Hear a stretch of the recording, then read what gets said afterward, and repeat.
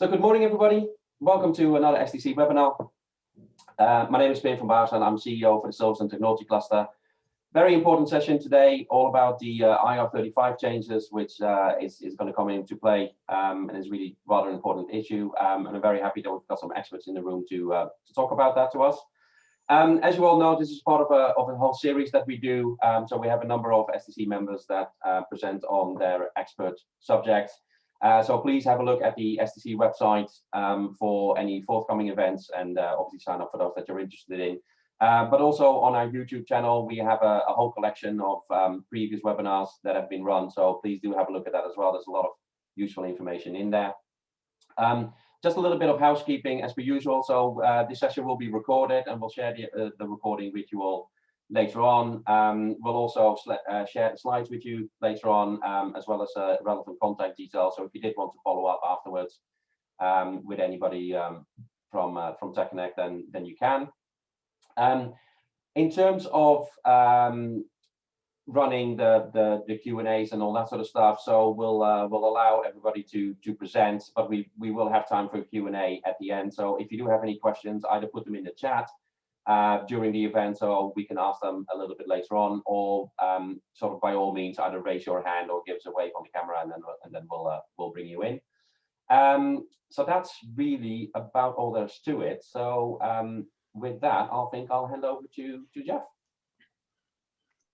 Thanks, Pim. Good morning, everyone. Welcome to our webinar on IR35 Changes Explained, what it means for your business, which comes courtesy of the Service and Technology Cluster. So first of all, I'd like to say a massive thank you to Pim and the team for organising this for us. My name is Geoff Fairgrieve. I'm one of the co-founders and directors of the company that's co-hosting this event, which is TechConnect Group.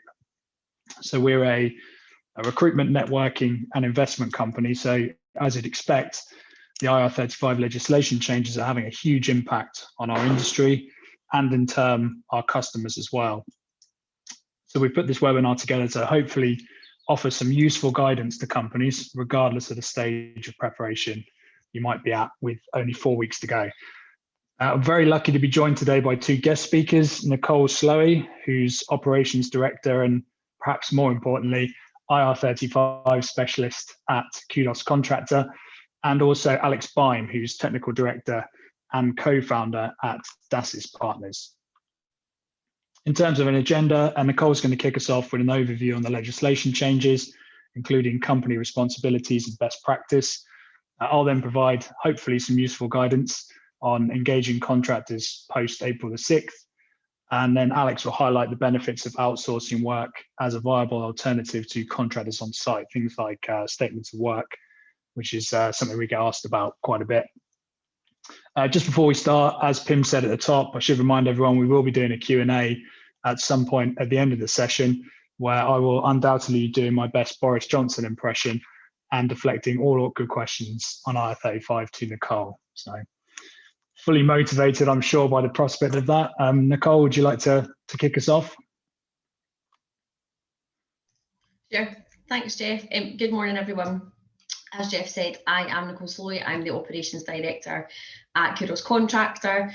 I have spent the last 4.5 years of my career working exclusively with organisations in the public sector, in the private sector, around how they can best prepare and manage the IR35 reforms in their businesses. And we'll spend the next kind of 20 minutes or so just taking you through a bit of an overview of the reform and what organisations can do in the short term to make sure you're prepared ahead of the introductory date 4 weeks today. So as far as what the reform is and what IR35 legislation is, the legislation itself is not new. IR35 was first introduced back in the year 2000, and ultimately since then it has been individual contractor responsibility to consider their own IR35 status as far as actually asserting a status on their engagements that they have with their clients, and in turn paying the appropriate amounts of tax. Now, for a long period of time, that sort of went largely unchanged until in 2017, where we saw reform in the public sector, which meant that organisations engaging contractors in that sector became responsible for considering the IR35 status of the individual contractors that they engage with. We always knew back in 2017 that whatever happened in the public sector was ultimately going to be a blueprint for what was coming to the private sector. So it was no surprise in 2018, when it was confirmed in the autumn budget, that it would in fact also be rolled out into the private sector. We had concerns at the time where we actually thought that was going to be 2019, but in fact it was announced that would be 2020, where we saw last year, due to the kind of COVID-19 pandemic, that postponement of the legislation. So from HMRC's perspective, from a legislative perspective, this legislation is being introduced next month, so 4 weeks today. The legislation was put into statute last July, so we're in a much stronger place from a perspective of it being introduced as opposed to where we were last year. So there's no expectation or any concern that there would ever be any kind of further delay at this point in time. So the prerogative for organisations is very much to be prepared and make sure that you have all of your ducks in a row, as it were, in advance of the 6th of April. So as far as what the actual changes themselves are, as I said, at the minute, it's contractors in the private sector who ultimately carry that IR35 responsibility and liability. And in short, from April 6th this year, it's going to be the medium or large organisations in the private sector that will be tasked with considering the status of the contractors that they engage in. There are a whole host of obligations and responsibilities that come with that we'll talk about in the next slide. And then as part of the changes, the actual liability, so the taxes that would be due if HMRC were to consider that it was more akin to an employee-employer relationship, will actually be borne by the fee payer in the supply chain. Now, in most cases, the fee payer is in fact a recruitment agency, but if you act in any capacity where you directly engage limited company contractors, it's you as that client organisation that will also hold that liability responsibility as well. In terms of the specifics of what the obligations are and what the rules are for clients and fee payers, as I said, it's not just as simple as you having that responsibility for considering IR35 status. There are a whole host of obligations that you need to demonstrate. One of the things that I wanted to call out first of all is within the confines of the legislation, there is what is called an obligation-led liability. So until such times as each party fulfills its obligations and adheres to the requirements that it needs to, that party carries that financial liability or potential financial liability in respect of that particular contractor population. Now, from a client perspective, there are 4 kind of key considerations or key activities that you need to ensure that you undertake or have the provisions for in order for you to fulfill your obligations and ultimately pass that financial liability down through the supply chain. So first and foremost, it's that requirement to make a determination on the contractors that you engage. So you need to, by whichever mechanism you introduce into the business, assert a determination on your contractor population where you either consider them to be outside of IR35, so genuinely self-employed, or inside IR35, where the contractor should be and would be considered employed for tax purposes. And that determination itself needs to come in a formal wrapper, which is referred to as a status determination statement. So that official document needs to contain both the determination that you arrive at, as well as the rationale behind that determination. So you need to be able to justify, in effect, why you have arrived at a particular outcome for a contractor's assessment. In addition to that, and this might seem like a bit of an obvious one, but it wasn't so clear in public sector legislation, but ultimately organisations client side need to pass that determination through the supply chain. So if you are a client organisation who utilises contractors via a recruitment agency, you need to undertake that status determination, issue a status determination statement to both the recruitment agency and the supply chain and the limited company contractor. One of the most important points around the client determination process and how clients arrive at a particular outcome is that clients need to take reasonable care when they arrive at and undertake a determination. And I'll come on to talk about that in the next slide, because ultimately reasonable care until February of last year was just a term. HMRC hadn't defined it. They hadn't given organisations any specific advice or guidance around what would constitute as reasonable care. So that's a really, really important one to think about. And it's not just a case of applying a status to a particular group of contractors without actually having undertaking proper due diligence in order to arrive at that determination. In addition to that, and this is new for reform of payroll legislation, this provision doesn't exist within the current public sector legislation, but clients need to have a disagreement process to allow for contractors to exercise a right of challenge under the legislation.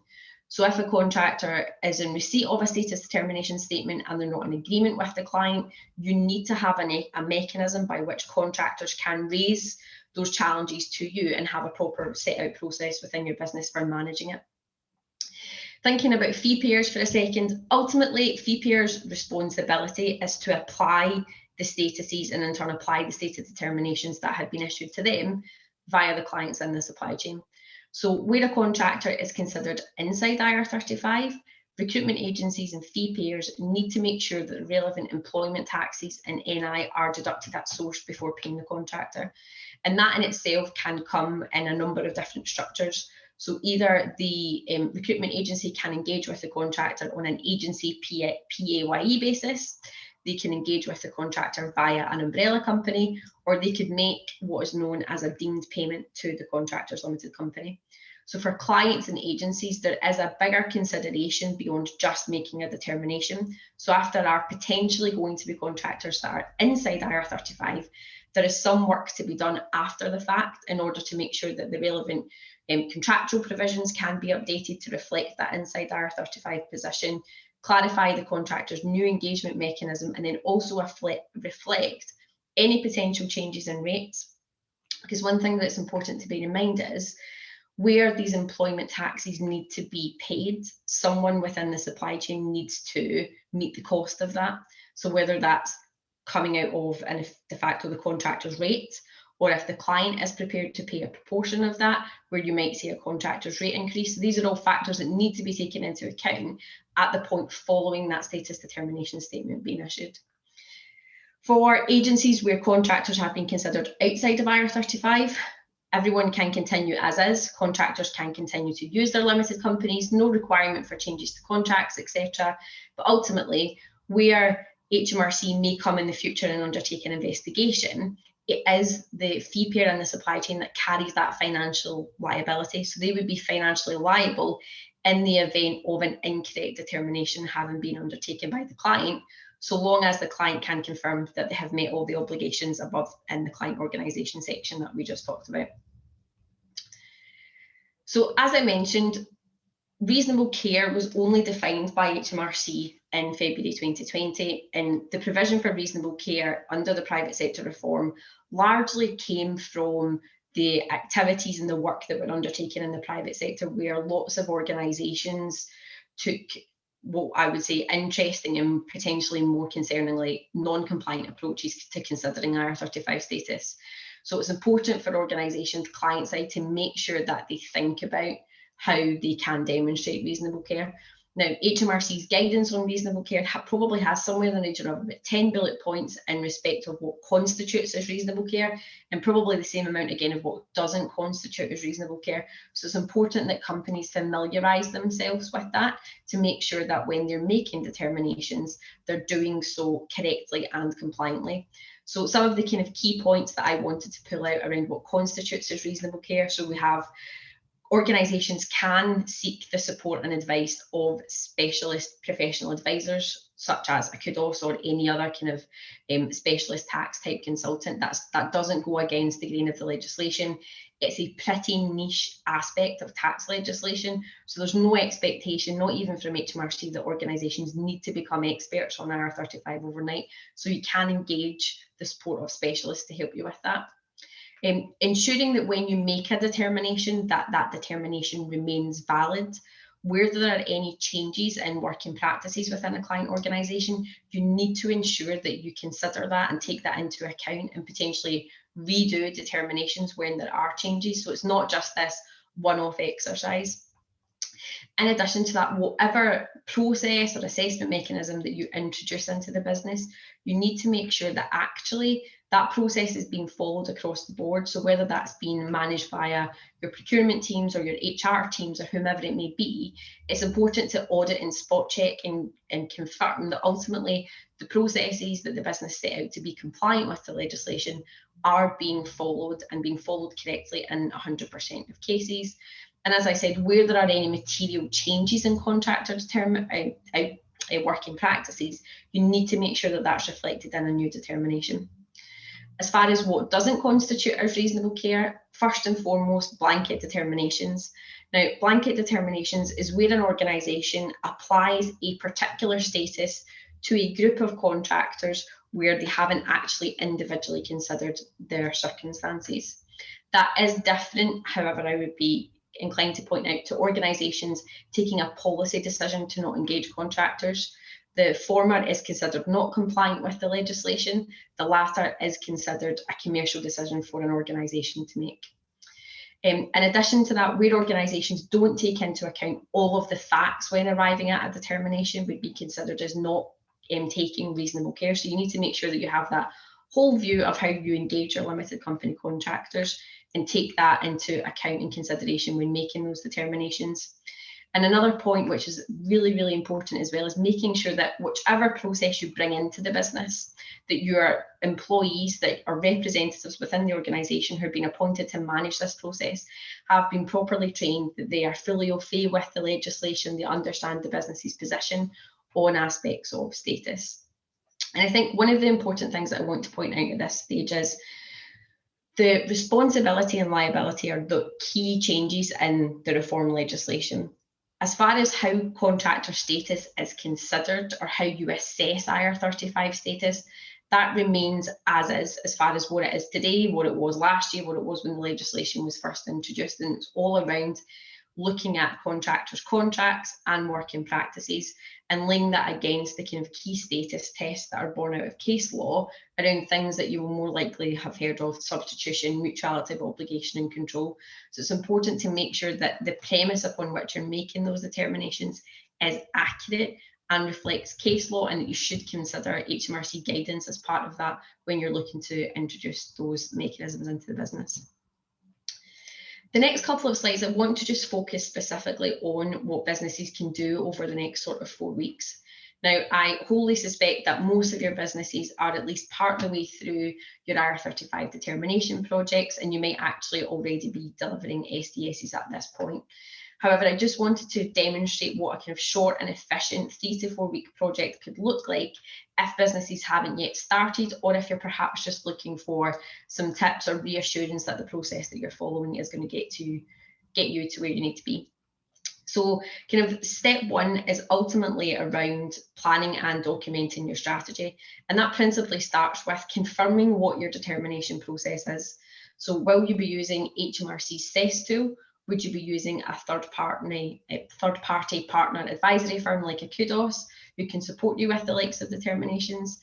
Ultimately, whatever mechanism you introduce, you need to be comfortable with it. You need to have an appreciation of how and the basis upon which those determinations are actually being made. And importantly, document that. So documentation, audit trails are vital in the context of how organisations can demonstrate the due diligence that they've undertaken under the legislation. It goes without saying, visibility of your contractor population is going to be absolutely essential. Given the structure of the rules and how they come into play, you only need to consider contractors are going to be an engagement post the 6th of April.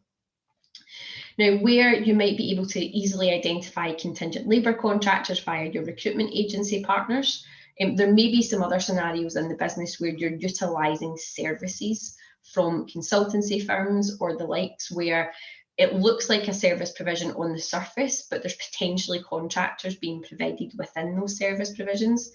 In those scenarios, it's important to first and foremost establish if you actually have any in the business as a client organisation, both from you receiving those services from a supplier perspective, but also how you may provide services back out to your own clients and customers as well.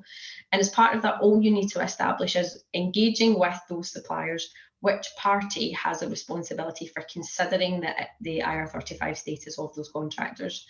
There is a carve out, if you like, within the legislation that stipulates If clients are in receipt of wholly outsourced services, they do not need to apply the IR35 legislation. It is the suppliers in that supply chain that we need to consider the IR35 status, because that supplier would be deemed the client for the purposes of applying the rules. So it's important to make sure that where there are any scenarios like this in your business, you at least have visibility of them and you know what the position is as far as who is considered the client, because you need to make sure that you have a full view of where your IR35 exposure and reach ultimately is. The second consideration is communication and staff training.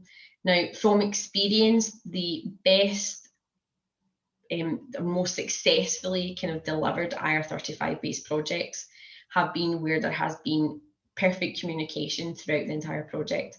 It's imperative that everyone who's involved in the process, whether that's your hiring community, the contractors themselves, and any relevant suppliers, that each party knows what their involvement in the process is, and making sure that people have an overarching appreciation as well of what timeframes are is really helpful to making sure that the process is going to be delivered efficiently and effectively. As I said before, one of the reasonable care measures is ensuring that your staff within your organisation who are going to be processing the determinations and managing that, that process end to end need to have an appreciation of the legislation. They need to have a full appreciation of the process itself that you're also going to be following. And again, you want to document the fact that there has been training conducted with your clients, so with your staff, sorry. So whether that's you working with a third party partner who delivers that training on your behalf, and that's something that I have done for lots of clients as part of the work that we do with our portfolio around IR35 reform, to make sure again that you can demonstrate that the business has taken the appropriate steps to ensure that the fulfilment of the determinations is going to be done in line with best possible practice. In addition to that, you need to think about how that process is going to work going forward. So it's entirely likely that between now and the 6th of April that you're going to engage some new contractors whose contracts will likely span the 6th of April. So for those individuals, you need to be making sure that you're also making determinations on them. We're so close to the introductory date that your determination process needs to become part of your BEU process almost immediately. And the third and final consideration is about assessing your workers. And this is ultimately the key piece of activity that needs to be undertaken to make sure that you're going to be compliant ahead of the introductory date of the reform on the 6th of April. Now, ultimately, you need to make sure that you've had that communication piece. There's the piece around training, that everyone within the supply chain knows what is happening and when, and you make sure that you are managing every step of that process as closely as you possibly can. Now, depending on what assessment mechanism you choose will ultimately drive what that process looks like, but it could be CEST where you're having staff input information into HMRC's tool. It could be QDOS's solution where we involve both the contractor and the client in the determination process. You just need to make sure that you factor that in from a communications perspective and also from a time frame perspective. As I said a couple of times now, documentation is key, and that cannot be more important in the context of issuing and undertaking those status determinations. So as I said, that determination needs to be issued in the format of a status determination statement. You need to include what the determination is, and you need to include rationale. You want to document, probably whether it's via your own CRM system, or other type of reporting tool, the date that you've issued those determinations, what the outcome of the determination is, who you've issued them to, so both the contractor and potentially your supplier. And then again, the same applies for disputes. So when you communicate that status determination to your contractors, you should also be outlining what the business's disputes process is, to make sure that if contractors want to, they have the ability to exercise that right. And equally, again, you want to log any disputes that have been raised by contractors to make sure that you have a record of all of those challenges that have been presented to the business. And as I said, making sure that for those newly engaged contractors, those business as usual processes are actually being followed.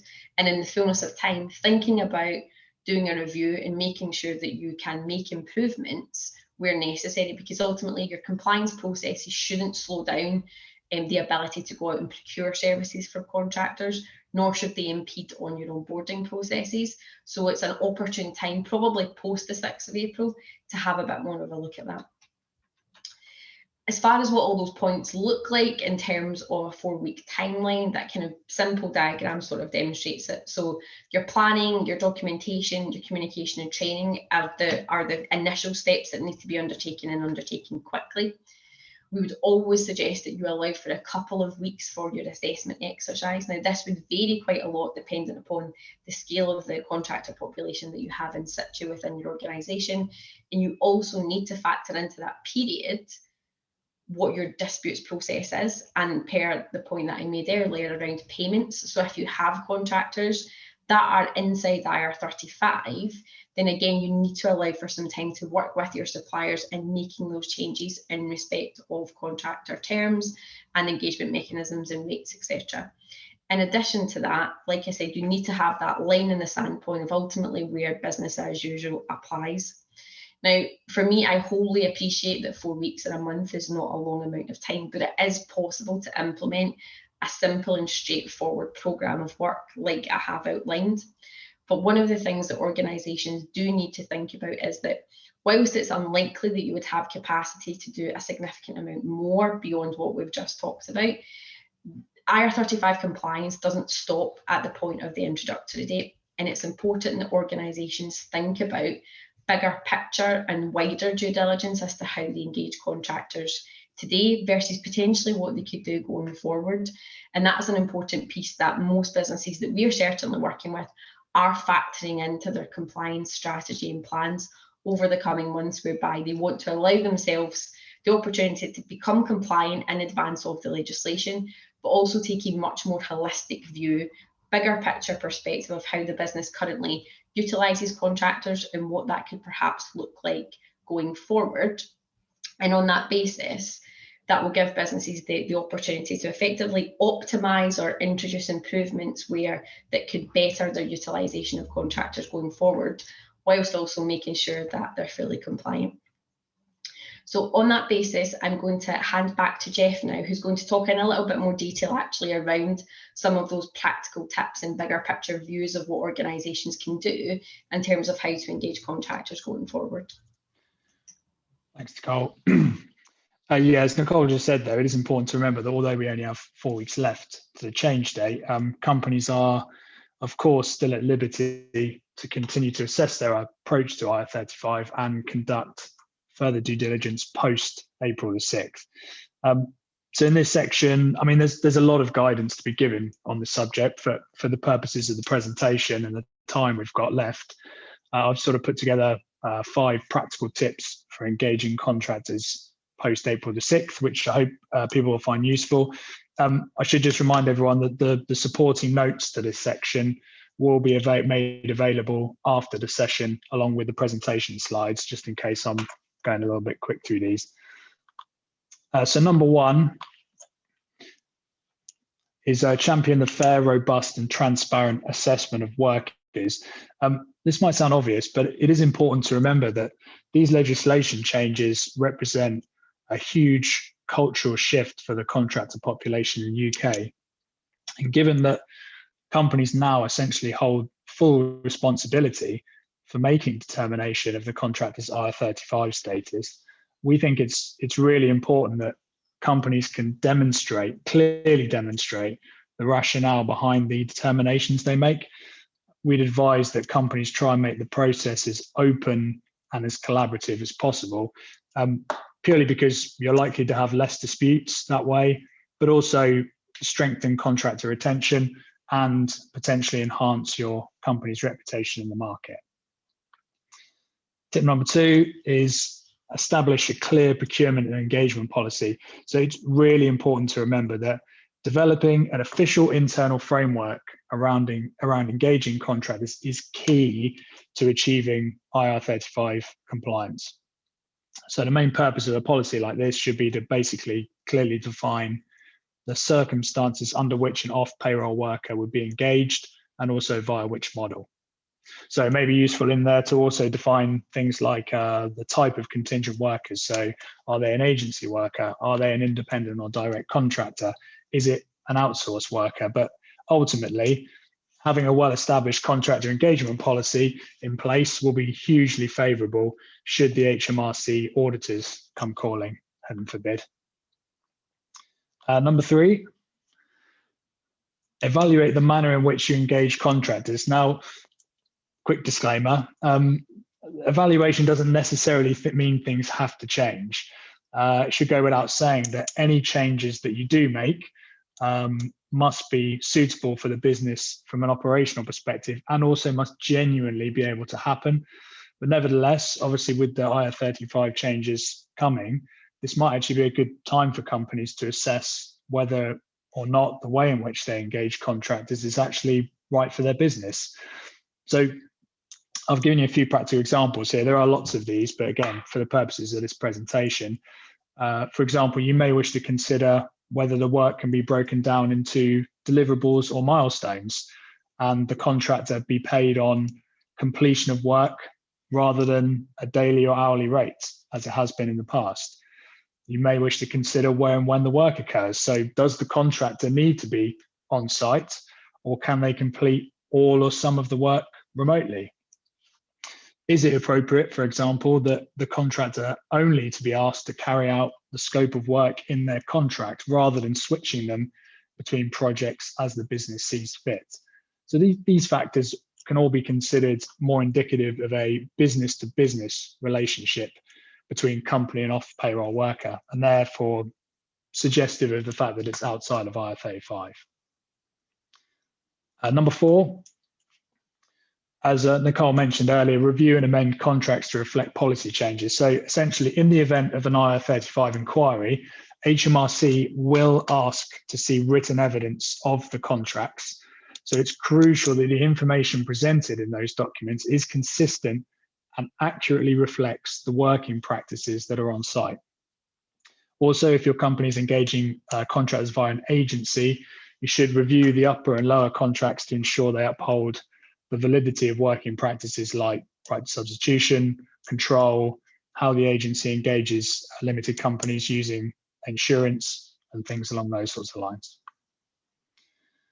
And then finally, tip number 5, consider other avenues via which the work could be completed. So as the owner of a recruitment business, this might sound like I'm doing myself out of a job here, but depending on the work specification and the level of position, engaging individual contractors in the traditional sense might not be the most effective way to complete the project.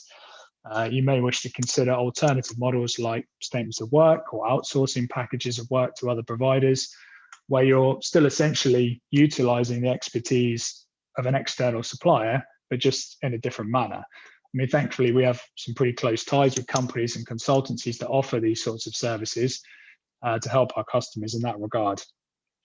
Which leads me on neatly, I think, to Alex's section. He's probably going to divulge a little bit more into things like the benefits of statements of work. Alex? Thank you, Geoff. And thank you, everyone, for inviting me today. Excuse me. So I'm just going to talk a little bit about statements of work around outsourcing particular packages of work, and this can apply in a way to both outsourcing work to companies, but also to contractors as well.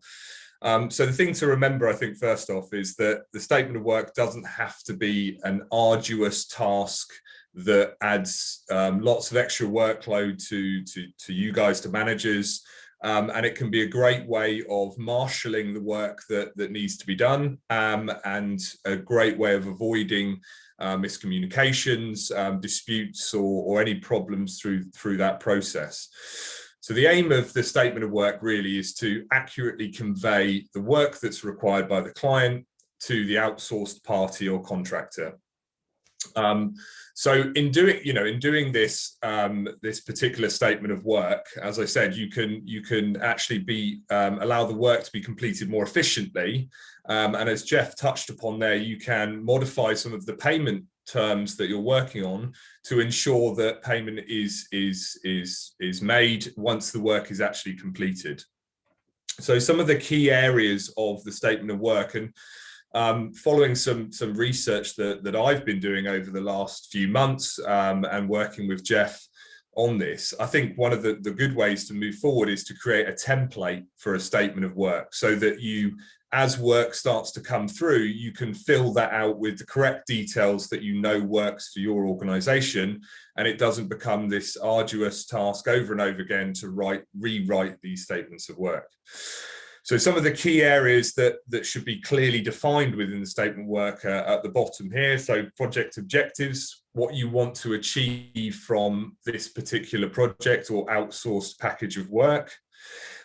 Second being the client data and information. So obviously one of the key things is that the contractor or outsourced party needs to receive certain information from the client within a certain timescales in order for them to achieve their deliverables. So laying that out clearly within the statement of work just removes any miscommunication, any misinterpretations of the scope or the timescales. Next up, deliverables. So the key part of the statement of work, what specific tasks or deliverables need to be achieved by that company or contractor in order for payment to be made. And this can be laid out in a list, and the key thing is to be very clear and concise in what is required. Next up, the schedules and milestones. So these kind of tie back to the deliverables. When are these deliverables required? When are the tasks required to be completed? And again, they tie back to the client data and information. You know, can these be completed before the information is required? And perhaps a simple Gantt chart showing when data is going to be provided, followed by the deliverables underneath, would make things nice and easy to show.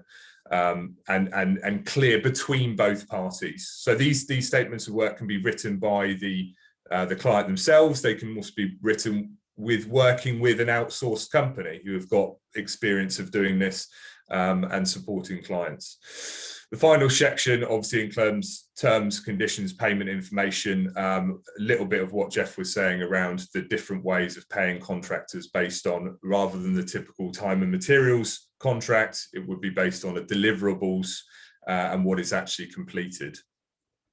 I think one thing to note at this point, and something that I get asked quite a bit, is how do we take into account things like ad hoc work when you're working with outsourced companies or working with more statements of work. So typically there may be a particular work package you need doing, but also at the same time you'd like to rely on that person's expertise in these areas. So as long as that is included within the statement of work and accounted for and documented, then there's no reason that that can't continue. But the key thing is to include it within the statement of work as a deliverable, i.e. to support with experience or expertise in a key area. So we can now skip over to the next slide, which goes into a little bit about some of the engineering services. So there's a huge amount of variety of different forms of engineering services. One of the key ones, obviously, for most people is design services. That's probably where the majority of either contractors or outsourced services work in. DASIS Partners, we are actually a consortium of over 20 different companies working within the manufacturing sector. And we focus on manufacturing engineering services. So, for example, some of the areas we focus in are early DFM and manufacturing support around materials, manufacturing processes, and so on and so forth. This is just an example of some of us, for example, that we provide. Some of those benefits, some of the benefits that can be gained from using engineering service providers are kind of shown at the bottom here, but for example, component quality, performance, reduction in cost and lead time. But one of the key things to remember is that if you're going to be looking at engaging with an outsourced company, the earlier you do that and the earlier you start talking to the companies about the projects that you're doing, obviously, you know, complete your full NDAs and ensure that everything's secure. But the earlier that you bring them in to support, the better the final products can be that in cost, performance, price, or even lead time. And so it's a great way of getting that support that you need. And the key thing, I think, is that both, obviously there's lots of changes from the client side related to IR35, but also I think that from an outsourced company and a contractor point of view, there will need to be some changes in the way that we work, how we can react faster to the requirements that you have, and how we can support you with a lot of that work. So I think that's all from me for now. Thank you very much. I'll pass you back to Geoff and Pim. Thanks, Alex. That brings us to the end of the the webinar or the presentation. I think just before we move to the Q&A, again, I'd just like to remind everyone there's so much to cover here, and although we will have obviously a brief opportunity to answer some questions now, our contact details will be provided after the session. So if anyone would like to get in touch with any of the speakers after this to talk about your specific situation, we'll be more than happy to help out in that regard as well. So I don't know, Pim, do you want to start us off with the Q&A? Yeah, thank you all. Very interesting.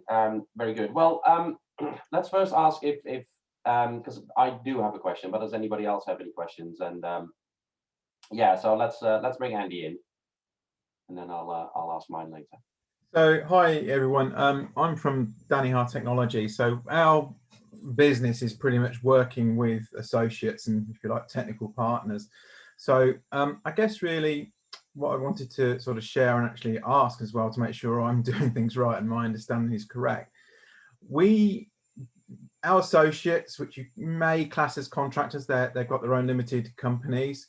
We bring in their skills, so we outline a statement of work. Now, the template that we tend to use or have used and sort of subtly changed it is the IPSI template, which is outlining exactly what you describe in your slides there, where the work that we're going to do, the schedule, the payment, etc., and it is very much deliverable based. So, and the headline on the IPSI template is, I think it's for, what do they call it? It's outside IR35. So I don't have a documented process at the moment, probably bad of me in terms of how I go about this, but this is the way that I work. So should I be documenting what I'm doing and the rationale behind this? Because these are people that these are people I've worked with a long time, and I bring them in on a project by project base when I need their skills. So it's all very varied.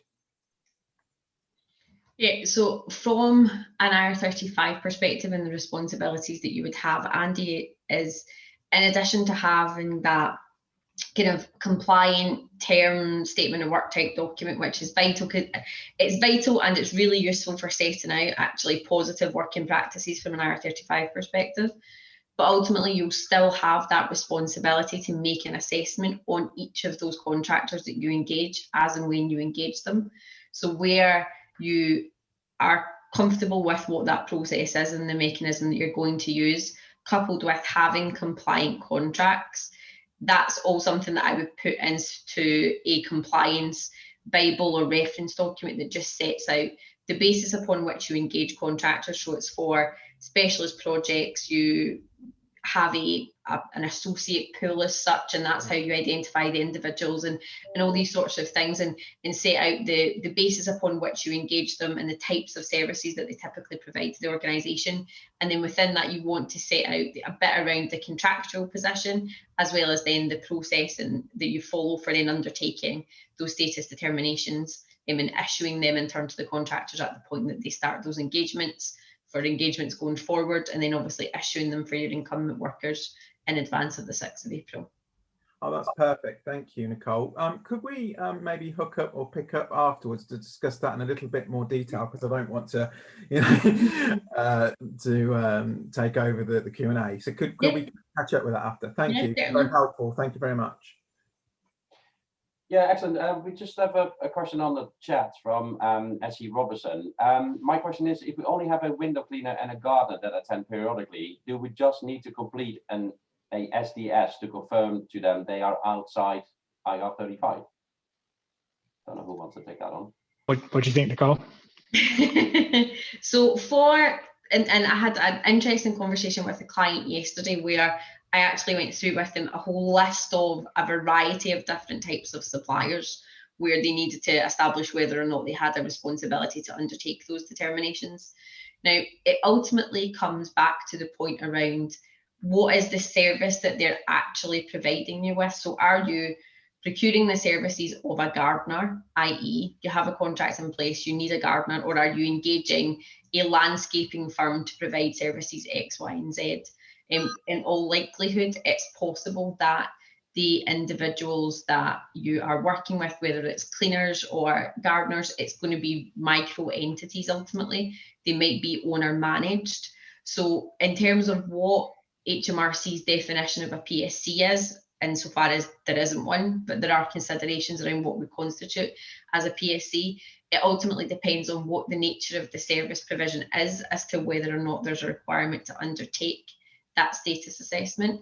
If, however, it's a cleaner, a window cleaner and a gardener who are employed maybe by an SME, where they're actually having taxes deducted at source by their employer, there's no consideration to undertake those determinations. So only where the services are being provided by an individual limited company contractor would your business have to consider an IR35 status. And as a kind of a parallel to that, you would want to consider what the provision of the service actually is, as to whether or not there is an actual requirement to undertake those determinations. Yeah, so that was just myself. So yeah, we have a gentleman that's worked cutting the grass for about the last 25 years, I'm told. I haven't been at the company that long. I don't think there's a contract in place, but he plants some nice flowers and he cuts the grass. Now, my argument to supply chain has been, well, what agreement have we got in place? Do we need to consider him under IR35? He clearly doesn't just work for us. You know, he comes once a month and cuts the grass. Same with the window cleaner. They're not a big, large organisation. You know, it'll just be a man with a van. Again, I think he's the same guy that they've used for since the 60s when the site was built, or his dad or something like that. It's very colloquial, let's put it that way. So it was just a case of they're not big firms that we're using. So therefore, you know, they are probably just self-employed. So it does feel as though we would need to complete one. But, you know, it would, you know, is that the right thing to do, just to complete them and then just give them to them? Yeah, are they definitely limited companies within their own right, or are they potentially sole traders and just self-employed individuals? They're potentially. I mean, I'd have to look at the invoices, which I don't get involved with, but I'd imagine they might just be sole traders. If they're just sole traders, then IR35 doesn't apply. Okay. So that's that. If it's sole traders, that's squarely outside of the rules. It's only where there are limited companies. Okay. Even if they are limited companies, I would probably suggest, based on it being more of a service provision than a resource provision, there wouldn't be a requirement to make a determination. But from a belt and braces perspective, there wouldn't necessarily be any harm in issuing an SDS if in fact they are limited companies. But if they're sole traders, no requirement to apply the IR35 rules. Thank you.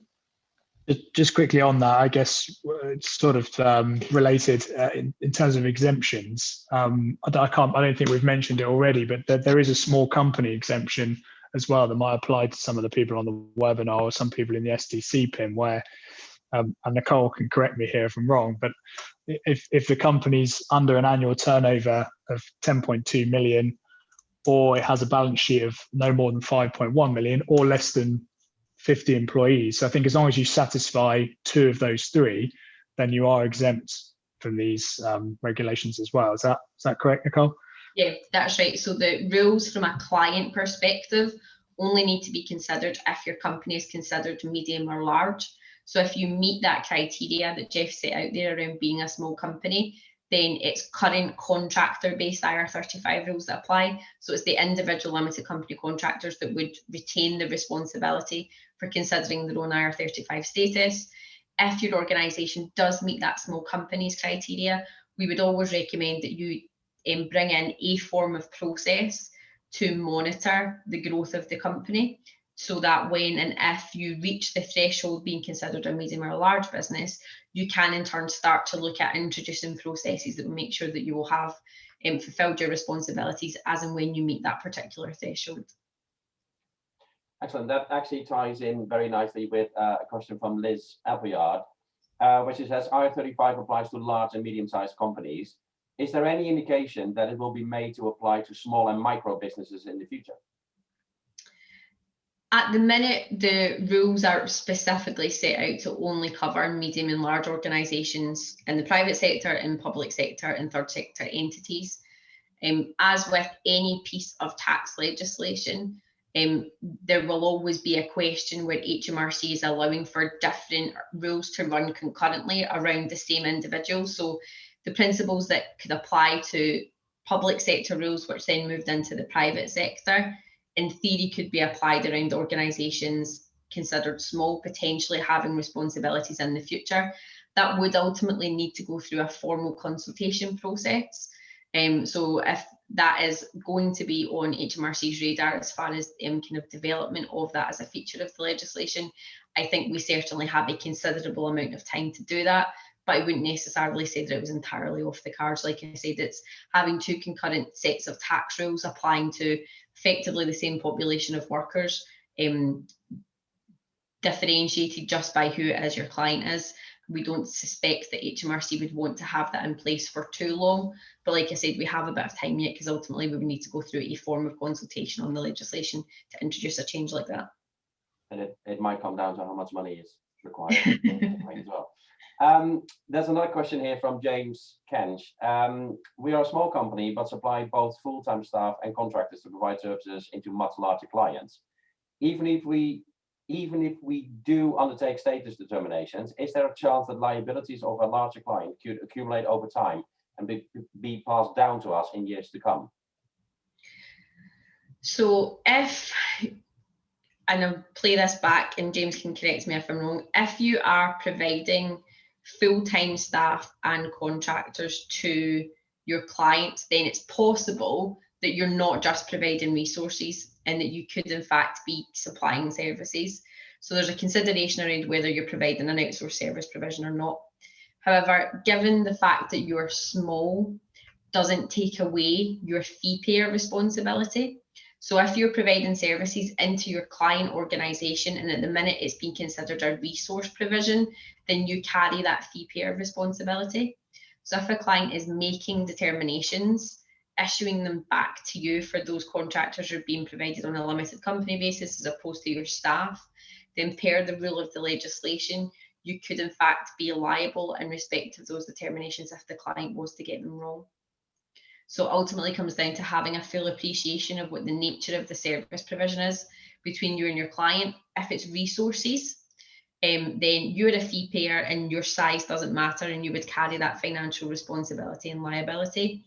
If you are providing an outsourced service back to your client, and you would be considered for the client for the purposes of the legislation, were it not for the fact that you were exempt, then the contractor IR35 rules apply, and it's the individual contractors that have that responsibility.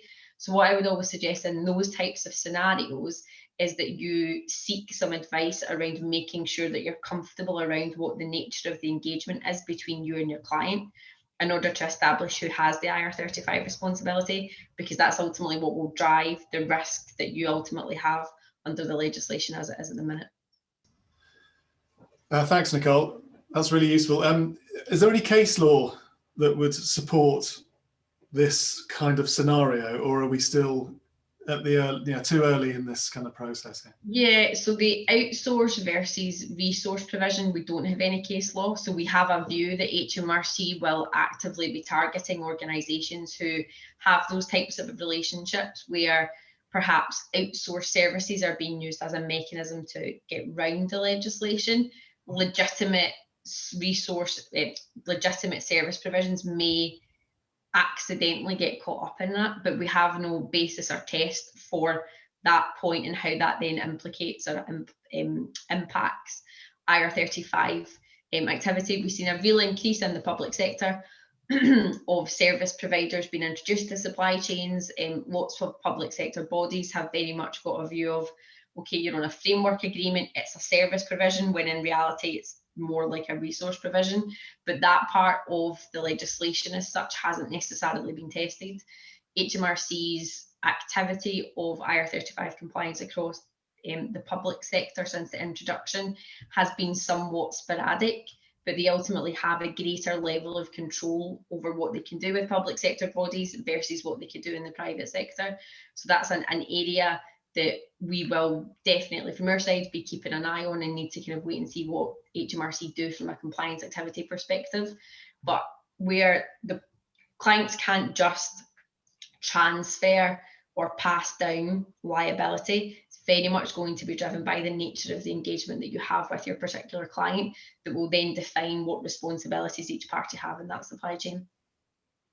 Yeah, great. Okay, so that has implications on our record keeping as much as engaging the contractors themselves then. Yeah. Great, thank you very much. Excellent. Any other, we just had another one come in, I think. From Richard Ryder, we are a team of around 10 engineers who provide outsourced engineering services mainly on a time and materials basis.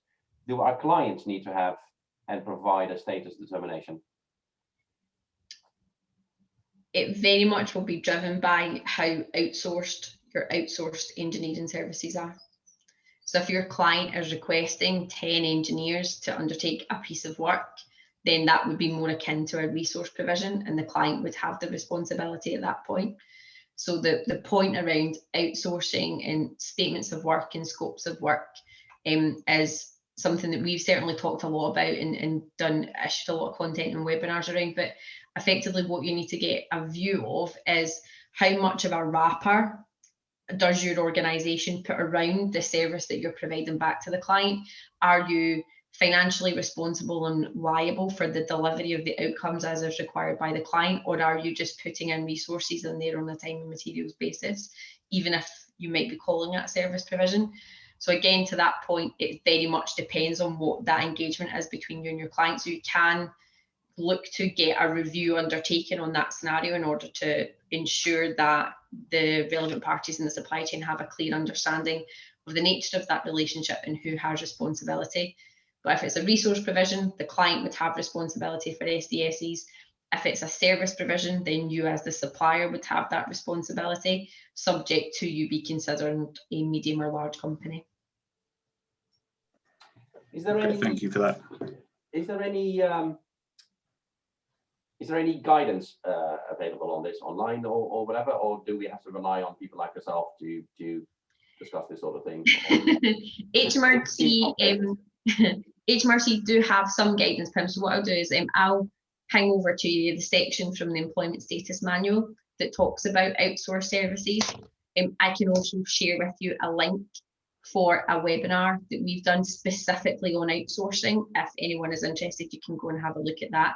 But because it's one aspect of the full suite of points around IR35 and we don't have any tested case law, HMRC's guidance is okay. It's not particularly detailed, but there are some examples in there that are, in a very HMRC fashion, their examples are very obvious. And the examples are obvious in that people would already know, yeah, that looks like an outsource provision, that looks like a resource provision, whereas what most people need advice on is the ones that fall into the grey area in between. Because there are so many hybrid models out there that exist where it's not cut and dry resource versus service, which is what our team are spending quite a lot of time at the minute, as you can imagine, doing reviews on, because clients are needing that kind of precise advice, because ultimately you don't want to undertake or fulfill responsibilities or take on risks that aren't yours, but equally you don't want to miss out and not fulfill the obligations that you have just because you don't necessarily have a clear view of the nature of the relationship between you and the clients that you're providing your services to. Right, so it does sound like we're all on a journey together. Yeah.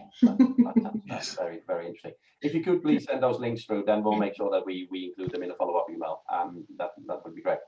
I'm conscious of time, so I don't know if there's anybody else who has any other questions. I'm always quite keen that everybody has the opportunity to ask the question they really want to. I mean, as said, it is possible. We will provide the details, and you can obviously follow up in person as well. Is there anything else from anybody, or shall we leave it there? I can't see anything at the moment. So I just wanted to sort of thank Geoff, Alex, and Nicole, of course, for these useful insights. I think I should imagine there will be some follow-ups on this. So look out for those. But as I said, we'll share all the details. What I'd like to do, just to wrap up the webinar, is to run a little feedback poll. So we usually do this just to obviously get your views on what you thought of this particular session, but also to get ideas on what you would like us to cover in the future. So do please take a couple of moments to fill those in. For those of you watching on YouTube, please like, subscribe and share, I think they always say, so please do that. I'm sure it's useful for something. But thank you very much for watching, and do please check out any of the other videos that we have as well. And of course, check out the STC website for any future events that you might be interested in. So thank you very much for watching, and see you again.